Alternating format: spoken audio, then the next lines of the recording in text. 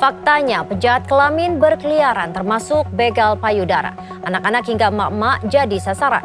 Disebut pelaku seperti ini bukan termasuk kelainan. Berikut faktanya.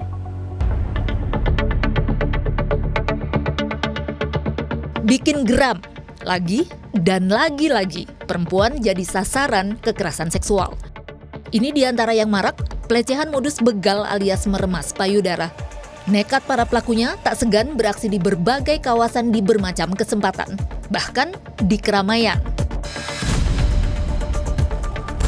Para lelaki bejat, penjahat kelamin ini berlatar bermacam usia, bermacam kalangan. Pun korban yang tak berdaya yang jadi sasaran. Mulai anak sekolah hingga emak-emak, mulai perempuan yang sedang berjalan di tepian hingga yang sedang berolahraga. Ya, penjahat kelamin faktanya masih berkeliaran.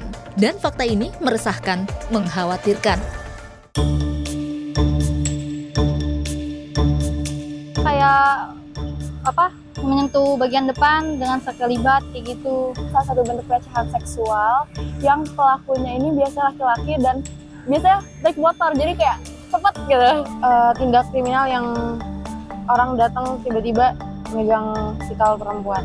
Bingung ya kalau misalnya antisipasi perempuannya, karena kalau misalnya orang-orang selama ini suka bilang pakai pakaian yang tertutup atau gimana, tapi saya lihat banyak juga kasus perempuan udah pakaian tertutup tetap aja.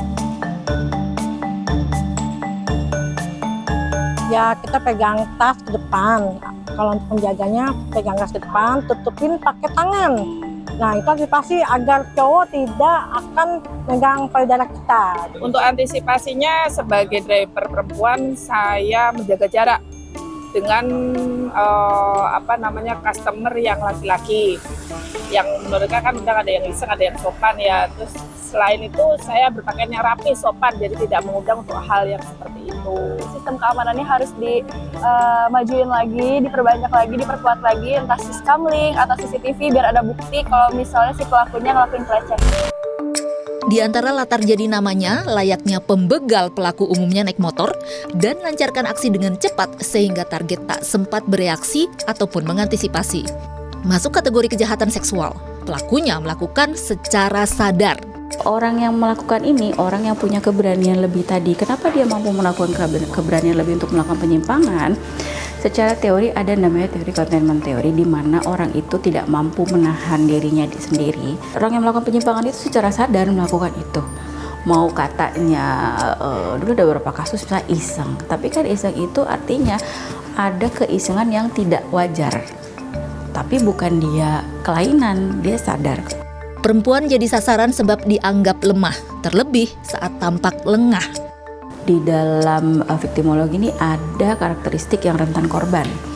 Ya sudah pasti tingkat teratas itu kita bicara soal anak, ya kan, kita bicara soal perempuan, orang lansia itu tingkat teratas. Kenapa mereka tingkat teratas? Karena kita akan melihat dari segi fisiknya. Dianggap tidak melawan, susah melawan gitu ya, orang tua, anak. Mengantisipasinya waspada tentu tidak perlu ditanya.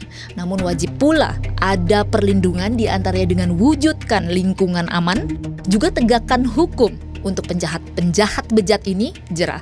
Tim Liputan melaporkan.